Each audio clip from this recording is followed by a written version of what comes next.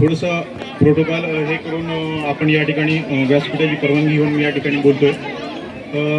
आज या ठिकाणी कणकवली तालुकास्तरीय शालेय बाल कला क्रीडा व ज्ञानिमी होणार महोत्सव या ठिकाणी आपण साजरा करतोय।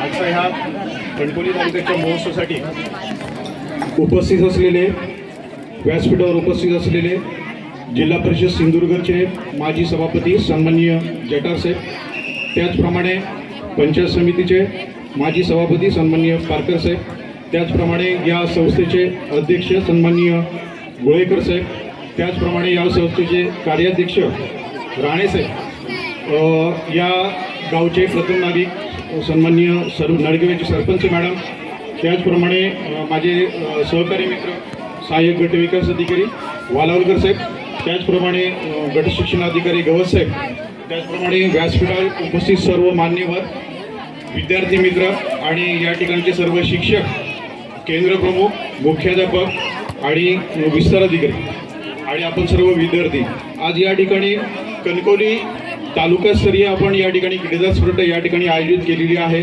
ही मगाशी गवस साहेबांनी सांगितल्याप्रमाणे ही तिसऱ्या टप्प्याची स्पर्धा आहे। ही आता तिसऱ्या टप्प्याची स्पर्धा आल्यानंतर चौथ्या टप्प्याची स्पर्धा जी आहे ती जिल्हा स्तरावरती होणार आहे। यामध्ये एक विशेष असं झालं की ह्या प्रभागामध्ये जसं मगाशी गवस साहेबांनी सांगितल्याप्रमाणे ह्या प्रभागाचे सन्माननीय माजी सभापती म्हणजे गेले 2 वर्ष जिल्हा परिषद आणि पंचायत समिती ही बॉडी नसताना सुद्धा ह्याच्यामध्ये उत्स्फूर्त असा प्रतिसाद या ठिकाणी त्यांनी घेतलेला आहे आणि नेहमीच हिरिरीने जटार साहेब असतील, पारकर साहेब असतील, त्यानंतर आपले माजी सभापती सन्माननीय तळेकर साहेब ते आज या ठिकाणी उपस्थित राहू शकले नाहीत। त्याचप्रमाणे देसाई साहेब सुद्धा थोड्या वेळाने येतील आणि ते आपल्याला शुभेच्छा देतील। या सर्वांच्या सहकार्यातून आणि एक विशेष बाब म्हणजे या ठिकाणी ही जी नॅशनल इंग्लिश मीडियम स्कूल जी आहे आणि एक पुढाकार घेऊन म्हणजे आपल्याला माहिती आहे की जिल्हा परिषदमध्ये हा आपल्या निधी असतो किंवा ह्यांचा सगळ्यांचा सहभाग घेऊन आपल्याला ही सगळी हे करायची असते म्हणजे स्पर्धा आयोजित करायची आहे। त्यासाठी त्यांनी आपल्याला चांगल्यापैकी म्हणजे खूप त्यांनी गेले 15 दिवस ते या ठिकाणी अथक परिश्रम घेतात हा कार्यक्रम यशस्वी होण्यासाठी। खरंच त्यांचं मी पंचायत समितीच्या वतीने त्यांचे कार्याध्यक्ष आणि अध्यक्ष यांचं मी या मनापासून पंचायत समितीच्या वतीने त्यांचं अभिनंदन करतो आणि त्यांचे आभारी या ठिकाणी मानतो मी। कारण 2 दिवस गेल्या स्वतःहून पुढाकार घेऊन त्यांनी हे केलेलं आहे।